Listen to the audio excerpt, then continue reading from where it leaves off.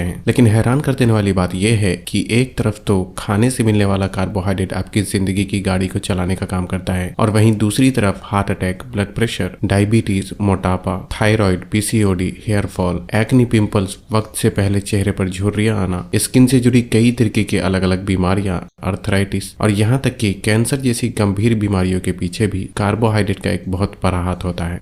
बहुत ज्यादा अजीब लगा है ना। अब आप सोच रहे होंगे कि आखिर ये क्या बात हुई, जब कार्बोहाइड्रेट हमारे शरीर को चलाने का काम करता है तो फिर ये बीमारी कैसे पैदा कर सकता है। और वैसे भी रोटी, चावल, दाल ये सारी चीजें तो हम पूर्वजों के जमाने से ही खाते आ रहे हैं। जब उन्हें इससे कोई प्रॉब्लम नहीं हुई तो आखिर हमें क्यों। असली खेल यहाँ से शुरू होता है। अब चलिए हम शरीर के अंदर घुसकर देखते हैं कि जब आप कार्बोहाइड्रेट वाला खाना खाते हैं तो वो शरीर के अंदर जाकर आखिर करता क्या है। खाना आपके पेट में आकर अच्छी तरह टूटने के बाद खाने में मौजूद कार्बोहाइड्रेट को का शरीर ग्लूकोज में तब्दील कर देता है। यहाँ ध्यान रखें कि आगे वीडियो में हम कार्बोहाइड्रेट को ज्यादातर ग्लूकोज के नाम से ही जानने वाले हैं, क्योंकि ग्लूकोज कार्बोहाइड्रेट का ही दूसरा रूप है, इसलिए आपको कंफ्यूज बिल्कुल भी नहीं होना है। अब जब कार्बोहाइड्रेट ग्लूकोज के रूप में बदलकर खून में पहुंचता है तो इससे ब्लड शुगर लेवल इंक्रीज होता है। जब ये खून शरीर में पेनक्रियाज के नाम से मौजूद एक छोटे से अंग से होकर गुजरता है तो ये अंग इंसुलिन नाम का हार्मोन रिलीज करता है। अब इंसुलिन और ग्लूकोज ये दोनों ही खून के साथ बहते हुए आपके शरीर के हर अंग की हर कोशिकाओं तक पहुंचता है। कोशिकाओं के ऊपरी हिस्से पर एक ताले की तरह रिसेप्टर होता है, जिसे खोलने के लिए आपके खून में मौजूद इंसुलिन हार्मोन एक चाबी की तरह काम करता है। फिर कोशिकाओं का दरवाजा खुल जाता है और आपके खून में मौजूद ग्लूकोज कोशिकाओं के अंदर प्रवेश कर जाता है, जिससे आपके शरीर को ताकत मिलती है और खून में शुगर की मात्रा भी धीरे धीरे कम हो जाती है। इस तरह से आपकी जिंदगी की गाड़ी चलती रहती है।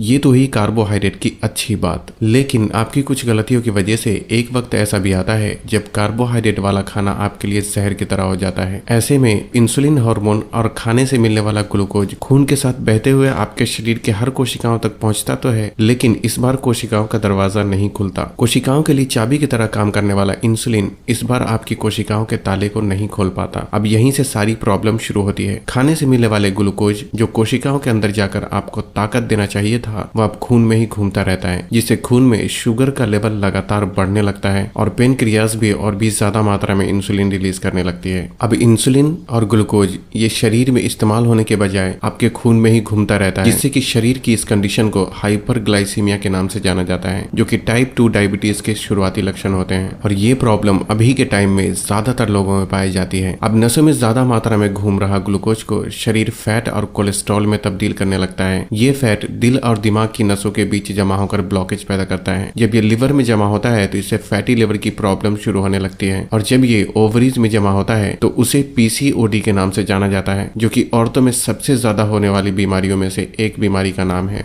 और इतना ही नहीं, नसों में जरूरत से ज्यादा मात्रा में घूम रहे ग्लूकोज और इंसुलिन शरीर में इस्तेमाल ना होने की वजह से ये शरीर के लिए जहर की तरह हो जाता है, जिससे दिमाग को इस खतरे का सिग्नल जाता है और शरीर खुद अपने आप से ही लड़ने लगता है। पूरे शरीर में फ्री रेडिकल जैसे जहरीले पदार्थ और इन्फ्लामेशन प्रोड्यूस होने लगता है, जो कि शरीर में अंदर से बहुत ज्यादा जलन और गर्मी पैदा करने के साथ साथ अर्थराइटिस, प्रीमेचर एजिंग यानी वक्त से पहले बुढ़ापा, कैंसर और कई दूसरी इन्फ्लामेटरी डिजीज होने के चांसेस को काफी ज्यादा बढ़ा देता है। अब यहाँ आप एक सवाल कर सकते हैं कि जब इंसुलिन हमारी कोशिकाओं के दरवाजे को खोलने की चाबी है, तो फिर आखिर एक वक्त पे आके ऐसा क्या हो जाता है कि ये शरीर की कोशिकाओं के दरवाजे को नहीं खोल पाता। कार्बोहाइड्रेट ग्लूकोज के रूप में खून में पहुंचने के बावजूद हमारा शरीर आखिर उसे इस्तेमाल क्यों नहीं कर पाता। दरअसल ऐसा तब होता है जब जानकारी की कमी होने की वजह से आप कार्बोहाइड्रेट वाले खाने को खाने में गलती करते हैं। अब यहाँ से आपको बहुत ही ध्यान से समझने की जरूरत है, क्योंकि इस कॉन्सेप्ट को समझकर आप खुद को और अपने आसपास के लोगों को बड़ी बड़ी बीमारियों से बचा सकते हैं। दो कारण हैं जिससे खाने से मिलने वाला कार्बोहाइड्रेट हमारे शरीर का दुश्मन बन जाता है, जिसमें पहला कारण है कार्बोहाइड्रेट की क्वालिटी। दो तरह के कार्बोहाइड्रेट आपके खाने में मौजूद होता है, जिसमें एक वो है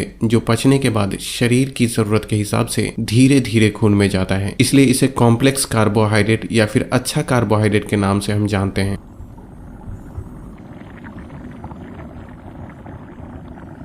और दूसरा वो खाना होता है जो पचने के बाद तुरंत पूरा का पूरा एक ही बार में खून में चला जाता है, इसलिए इसे हम सिंपल कार्बोहाइड्रेट या बुरा कार्बोहाइड्रेट के नाम से जानते हैं। अब आप सोच रहे होंगे कि कार्बोहाइड्रेट का खून में जल्दी जाना आखिर बुरा क्यों है। ये तो अच्छी बात है कि जल्दी कार्बोहाइड्रेट खून में जाएगा तो शरीर को जल्दी ताकत मिलेगी। दरअसल आपका ऐसा सोचना कुछ हद तक तो सही है, लेकिन पूरी तरह सही बिल्कुल भी नहीं है। इसे इस तरह समझिए, एक ऑफिस है जहाँ लोगों का इंटरव्यू लिया जाता है। ऑफिस के बाहर लंबी लाइन लगी है, जिसमें से एक एक करके बारी बारी से लोगों को अंदर बुलाया जाता है, क्योंकि अंदर जो आदमी इंटरव्यू ले रहा है उसके इंटरव्यू लेने की स्पीड की एक लिमिट है। लेकिन तभी थोड़ी देर बाद बाहर खड़े लोग जल्दबाजी करने लगते हैं और एक ही बार में बहुत से लोग अंदर जाने की कोशिश करने लगते हैं। अब आपको क्या लगता है कि ऑफिस के अंदर जो आदमी इंटरव्यू ले रहा है वो क्या करेगा? जाहिर सी बात है वो पहले लोगों को समझाने की कोशिश करेगा, और अगर लोग फिर भी ना माने तो गुस्से में आकर वो दरवाजा बंद कर देगा ताकि कोई भी अंदर आने ही ना पाए। दरअसल यही आपके शरीर के साथ होता है। आपकी कोशिकाएं उसी ऑफिस की तरह है जिसके अंदर काम करने की स्पीड की एक लिमिट होती है, जो कि आपकी फिजिकल एक्टिविटीज पे डिपेंड करता है। कोशिकाओं का दरवाजा इंसुलिन नाम के हार्मोन से खुलता है और खून में ग्लूकोज के रूप में मौजूद कार्बोहाइड्रेट कोशिकाओं के अंदर बारी बारी से प्रवेश करने लगता है। लेकिन जब आप बुरा कार्बोहाइड्रेट वाला खाना खाते हैं तो एक ही बार में बहुत ज्यादा कार्बोहाइड्रेट कोशिकाओं के अंदर जाने लगता है, जिसे शुरुआत में तो आपके शरीर की कोशिकाएं मैनेज करने की कोशिश करती है। लेकिन जब आप लगातार बुरा कार्बोहाइड्रेट वाला खाना खाते हैं तो फिर कोशिकाओं के पास दरवाजा को बंद करने के अलावा और कोई दूसरा रास्ता नहीं बचता, जिससे कि ताले की तरह मौजूद रिसेप्टर को इंसुलिन हार्मोन भी नहीं खोल पाता, और शरीर की इस कंडीशन को इंसुलिन रेजिस्टेंस के नाम से जाना जाता है, जो कि बहुत सी गंभीर बीमारियों की शुरुआत होती है। अब यहाँ खाना से मिलने वाले कार्बोहाइड्रेट के नुकसान से बचने के लिए आपको 3 बातों का हमेशा ही ख्याल रखना चाहिए। पहला तो आपको अच्छे और बुरे कार्बोहाइड्रेट को पहचानना है। जैसे कि मैंने पहले ही बताया कि हर पेड़ पौधे से मिलने वाले खाने में कार्बोहाइड्रेट कुछ न कुछ मात्रा में मौजूद होता है, लेकिन लगभग 6 तरह के खाने होते हैं जिसमें कार्बोहाइड्रेट की मात्रा पाई जाती है, और इसमें से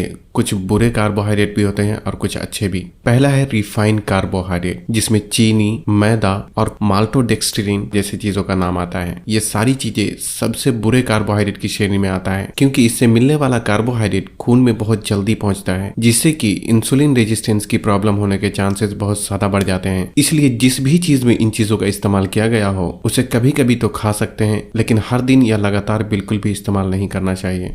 दूसरा है सभी तरह के फल, जिसमें कार्बोहाइड्रेट की मात्रा ज्यादा होती है, लेकिन इसे अच्छा कार्बोहाइड्रेट की श्रेणी में गिना जाता है, क्योंकि कार्बोहाइड्रेट को पचाने के लिए इसमें साथ में फाइबर भी मौजूद होता है, जो कि शरीर में जाने के बाद कार्बोहाइड्रेट को खून में धीरे धीरे छोड़ता है। जब फल का जूस बनाते हैं तब भी ये अच्छे कार्बोहाइड्रेट ही रहते हैं, लेकिन जब आप जूस को छान देते हैं तो ये बुरे कार्बोहाइड्रेट में बदल जाता है, क्योंकि जो चीज इसमें मौजूद कार्बोहाइड्रेट को खून में जल्दी जाने से रोक सकती थी उसे आपने छान कर बाहर निकाल दिया। अब इस तरह का छाना हुआ जूस सिर्फ एक सिचुएशन में इस्तेमाल कर सकते हैं, और वो ये कि जब आपको कोई भी बहुत ज्यादा मेहनत का काम करना हो तो उससे पहले इंस्टेंट एनर्जी के लिए इसे पिया जा सकता है। तीसरी चीज है सब्जी, जिसमें कार्बोहाइड्रेट बहुत कम मात्रा में पाया जाता है, इसलिए सब्जी को जैसे भी खाएं ये शरीर को फायदा ही पहुंचाता है। यहाँ तक कि अगर आप किसी सब्जी का जूस बनाकर उसे छान कर भी पीते हैं तब भी ये शरीर को नुकसान नहीं बल्कि फायदा ही पहुंचाता है, क्योंकि इसमें कार्बोहाइड्रेट की मात्रा उतनी ज्यादा होती ही नहीं जो खून में शुगर की मात्रा को बढ़ा सके। हालांकि आलू एक ऐसी सब्जी है जो थोड़ी प्रॉब्लम कर सकता है, इसलिए इसे दूसरी सब्जी के साथ पकाकर खाना ज्यादा बेहतर होता है। चौथी चीज है अनाज, जैसे कि गेहूं, चावल, बाजरा, मकई और भी कई सारे होते हैं। इसमें कार्बोहाइड्रेट की मात्रा बहुत ज्यादा होती है, लेकिन इसे भी अच्छे कार्बोहाइड्रेट में गिना जाता है। लेकिन आज के जमाने में खुराफाती दिमाग वाले लोगों ने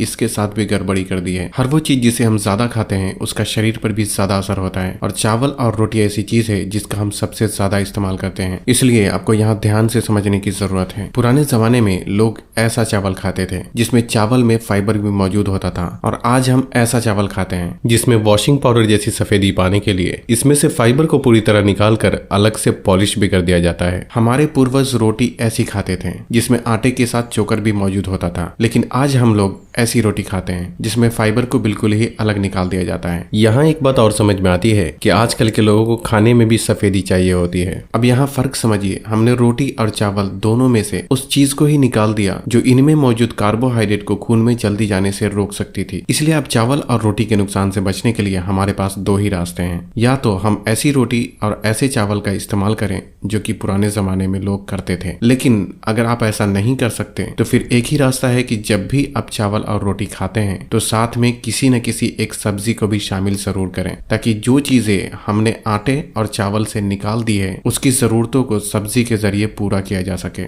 पांचवी चीज है दाल, जिसमें राजमा, चना, मूंग, मसूर और सभी तरह की दालों का नाम आता है। इसमें भी कार्बोहाइड्रेट अच्छी खासी मात्रा में मौजूद होता है, लेकिन इसे भी अच्छे कार्बोहाइड्रेट की श्रेणी में गिना जाता है। हालांकि जिस दाल का छिलका निकाल दिया गया हो उसे फिर सब्जी के साथ खाना जरूरी हो जाता है। छठी चीज है नट्स और सीड्स, जिसे आप सूखे मेवे के नाम से भी जानते हैं। इसमें जो मीठे होते हैं उसमें कार्बोहाइड्रेट की मात्रा ज्यादा होती है, जैसे खजूर और किशमिश, और जो मीठे नहीं होते उसमें कार्बोहाइड्रेट की मात्रा कम होती है, जैसे कि बादाम, अखरोट, काजू और पंपकिन सीड जैसी चीजें। अब क्योंकि इन चीजों के साथ खुराफाती लोगों ने ज्यादा कारीगरी नहीं की है, इसलिए आप इसे नॉर्मली जैसे खाते हैं वैसे खा सकते हैं। अब जो दूसरी बात का आपको ख्याल रखना है वो है कार्बोहाइड्रेट की क्वांटिटी, यानी आपके शरीर को इसकी कितनी मात्रा में जरूरत है। क्योंकि कार्बोहाइड्रेट आपके शरीर का ईंधन है, इसलिए आपको कार्बोहाइड्रेट वाला खाना उतना ही खाना चाहिए जितनी आपको जरूरत है। फॉर एग्जाम्पल, जब आप गाड़ी कम चलाते हैं तो उसमें पेट्रोल भी कम ही डलाते हैं। ऐसा तो नहीं है कि आप हर दिन गाड़ी 1 किलोमीटर चलाएं और पेट्रोल 5 लीटर डलाएं। इसलिए जब आप बहुत ज्यादा मेहनत का काम नहीं करते तो रोटी और चावल जैसे ज्यादा कार्बोहाइड्रेट वाले फूड को खाने में कम और सब्जी की मात्रा को आपको अपने खाने में ज्यादा रखनी चाहिए। और तीसरी बात आपको ये ख्याल रखना है कि आपको अपने डेली लाइफ में कुछ चलना फिरना और एक्सरसाइज भी जरूर करना चाहिए,